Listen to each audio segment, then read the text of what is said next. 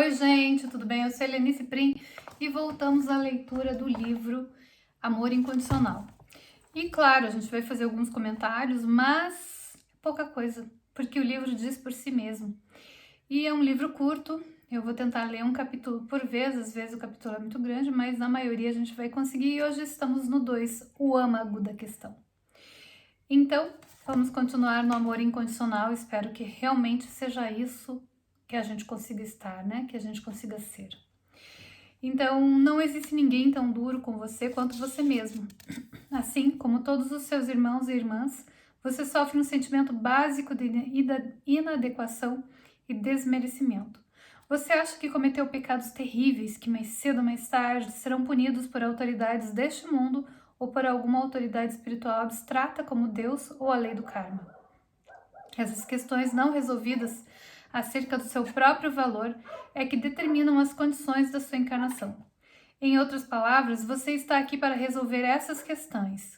Você escolheu seus pais para agradar cada vez mais a sua culpa até o ponto em que tome total consciência dela. Por isso, culpá-los pelos seus problemas não vai ajudar a mudar as condições que vocês estabeleceram entre si para amar. A única saída é tomar consciência da sua culpa e das crenças e padrões de interação que você adotou com base no medo.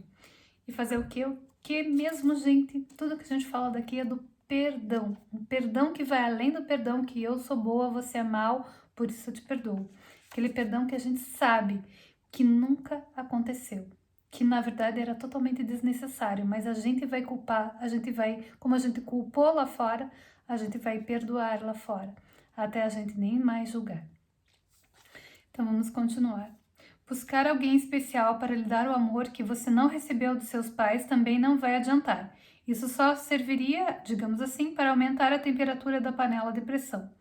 Não se surpreenda se a pessoa que você escolher for a encarnação perfeita do seu pai e da sua mãe. Não há como deixar de enfrentar as próprias feridas. Os pais, companheiros e filhos existem para ajudá-lo a ver sua necessidade de cura e você exerce a mesma função na vida deles.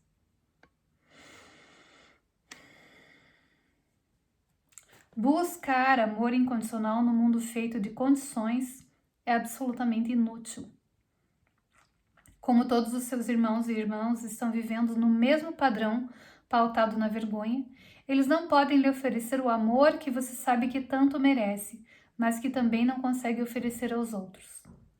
O melhor a fazer é tomar mais consciência do amor que precisa e começar a assumir a responsabilidade de dar esse amor a si mesmo. Enquanto você assumir a responsabilidade de banhar com amor as suas próprias feridas, não sairá do círculo vicioso de ataque, defesa, culpa, acusação. Seus sentimentos de raiva, mágoa e traição, todos aparentemente justificáveis, apenas inflamam os conflitos interpessoais e continuam a reforçar as crenças inconscientes de que você não consegue amar nem ser amado. Você tem de conhecer a extensão do ódio que tem por si mesmo, até que se olhe no espelho e veja suas próprias crenças refletidas nele. Você vai continuar usando como espelho cada um dos irmãos que cruzam seu caminho para mostrar-lhes o que você acredita sobre si mesmo. Apesar de nada haver de errado nessa prática, não é o caminho mais curto nem mais rápido para casa, pois sempre existe a tendência de pensar que o que você vê é apenas a lição que outra pessoa tem que aprender. Se você quiser sair fora da psicologia viciosa deste mundo, tem de interromper o jogo da projeção. Esse jogo esconde o seu desejo inconsciente de morte por trás de uma fachada de culpa e de moral condicionada. O mais irônico é que no mesmo instante em que proclama sua inocência à custa do seu irmão, você reforça seu próprio sentimento de culpa e de inferioridade. O único modo de sair do círculo vicioso da culpa é parar de acusar. No entanto, fique preparado, pois ao sair da roda do sofrimento, você talvez descubra que já não agrada tanto às pessoas. Aqueles que deixam de fazer parte do jogo da projeção deste mundo são os primeiros a serem atacados. Se nada mais você aprendeu com a minha vida, que pelo menos aprenda isso.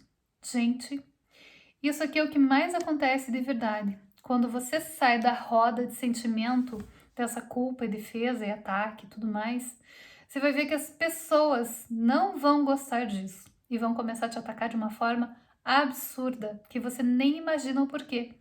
porque você não agrada mais, você não entra no jogo, você não entra mais na energia delas. Então, o ataque é o que recebe e você só tá ali para uma coisa: perdoar e amar. Qualquer um que conheça seus próprios medos sem projetá-los estará ameaçando o jogo do mundo. Qualquer um que reconheça os próprios pensamentos mortíferos, procurando suas raízes dentro da própria consciência, estará ameaçando o arcabouço moral da sociedade. Na sociedade humana existe o certo e o errado, de acordo com o que vocês acreditam. Aqueles que fazem o que é certo são recompensados e os que cometem erros são punidos. Sempre foi assim. Meus ensinamentos ameaçam esse pressuposto básico. No nível mais superficial, eles contradizem a ideia de que os erros tenham que ser punidos. E no que diz respeito a castigo, sempre fui e continuarei sendo pelo perdão. No nível mais profundo, meus ensinamentos contrariam a própria ideia de que alguém tenha de ser condenado por seu comportamento. Se uma pessoa age de maneira errada, é porque tem pensamentos equivocados. Se ela conseguir perceber a inverdade de suas crenças, poderá mudar de comportamento, e a sociedade só tem a ganhar ajudando a fazer isso. Porém, se ela for punida, suas crenças equivocadas serão reforçadas e ela ainda sentirá culpa. Você deve ter ouvido a expressão: 2 errados não fazem o certo. Essa é a essência dos meus ensinamentos. Todos os enganos têm de ser corrigidos de maneira correta, pois, do contrário, a correção não passará de um ataque. Opor-se a uma ideia, tentar subjugá-la ou argumentar com uma ideia falsa, só servirá para fortalecê-la. Esse é o caminho da violência. O meu caminho não é violento. Ele traz amor àqueles que sofrem, não ataque. Assim, seus meios estão de acordo com seus fins. Acusar é ensinar a culpa e perpetuar a crença de que a dor e o sofrimento são necessários. Aceitar os erros é ensinar o amor e demonstrar o poder que ele tem de se sobrepor a todo o sofrimento. Em poucas palavras, você nunca está certo ao culpar, nem está errado ao aceitar. Para não errar, aprenda a aceitar os erros. Não dá para amar de maneira desamorosa. Você não vai acertar acusando o que está errado. O erro tem que ser desfeito. Desde que a raiz de todo o erro é o medo, só se pode desfazê-lo dissipando-se o medo. O amor é a única resposta que dissipa o medo. Se você não acredita nisso, pelo menos tente. Ame qualquer pessoa ou situação que lhe desperte medo e o medo desaparecerá.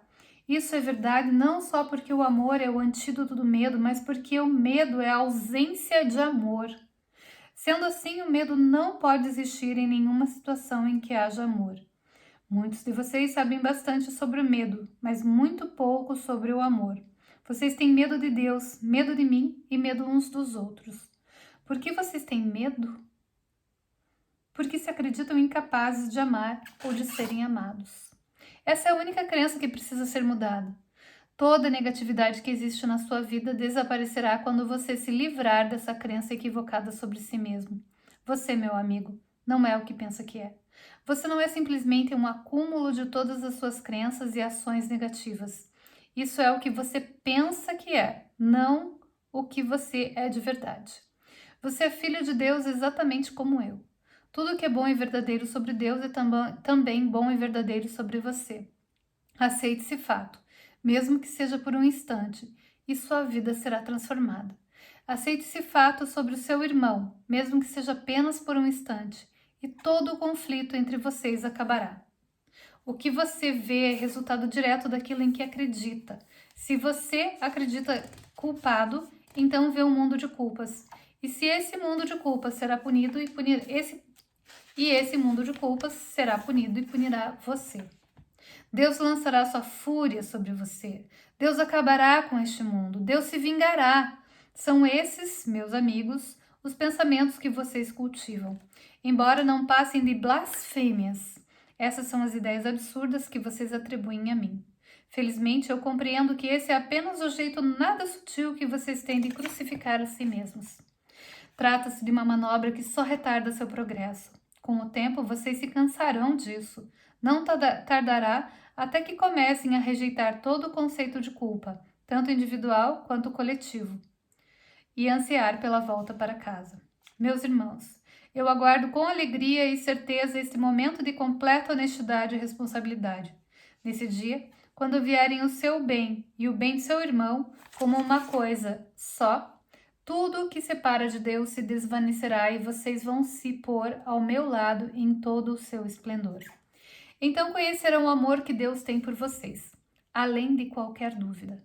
Então saberão que Ele nunca abandonou vocês, mesmo nos momentos da mais profunda loucura em que pensaram que Ele lhes castigaria e destruiria o seu mundo.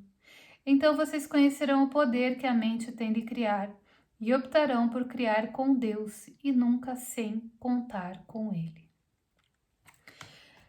Gente, a gente acabou mais um capítulo e o incrível é que a gente realmente tem uma opção. A gente pode contar com ele. Hoje de manhã, quando eu levantei, eu coloquei essa camiseta da yoga e como estamos de férias e não tinha yoga, eu fui fazer uma caminhada, fui meditar e fui conversar com Deus. E fui perguntar como que ainda tem coisas que eu não perdoei na minha vida. Porque se ainda eu sinto algum tipinho de culpa, é porque tem coisas que eu ainda não perdoei. E o que eu peço o tempo todo, Senhor, me mostra. Me mostra o que eu ainda tenho que perdoar. E enquanto eu lia aqui para vocês, me veio mais uma imagem na minha mente. No último dia do desaparecimento do universo, eu quase parei, porque veio uma coisa tão forte para mim, e eu parei e perdoei. E foi libertador. E agora foi mais um, que aconteceu há muitos anos atrás. Não era nem, na verdade, entre mim, mas entre mim ou eu, entre eu, ai que vergonha, e outra pessoa. Mas eu me meti numa história. E agora eu olhei para ela enquanto eu lia e eu falei: Espírito Santo, perdoa tudo isso, isso nem aconteceu, isso nem é verdade. A pessoa sofreu muito e infelizmente era uma amiga minha que já morreu. Mas ela nunca morreu de verdade. Ela ainda está viva, porque ela ainda é. Então a única coisa que o Espírito Santo, que eu posso pedir para o Espírito Santo é que ele perdoe tudo aquilo que aconteceu. Tudo aquilo que fez ela sofrer. Perdoe o marido, perdoe ela, porque o marido nunca foi culpado, né? Ninguém é culpado de nada. Ninguém tem responsabilidade sobre nada. A gente sente essa culpa da separação de Deus. E o que a gente tem que fazer aqui, não importando o que a gente veja, é perdoar. Tudo que é bom, tudo que é ruim. Porque a gente define bom como ruim dentro de uma dualidade. E a gente tem que perdoar tudo o que está nessa dualidade. Então aproveita agora essa época e veja o que está dentro de você que você ainda tem que perdoar. Faça isso, porque você vai ver que você se liberta. E, gente, isso é tão leve, te deixa numa presença que é indescritível. A paz que pode advir do perdão verdadeiro, não tem nem como eu descrever aqui para vocês. Então vamos juntos perdoar. Vamos perdoar esse mundo, esse universo que nem foi Deus que criou, porque esse é um universo falso. O que Deus criou é eterno. Tudo que é eterno, que é real, foi Deus quem criou. O que não é eterno, o que não é real, nem existe. Até amanhã.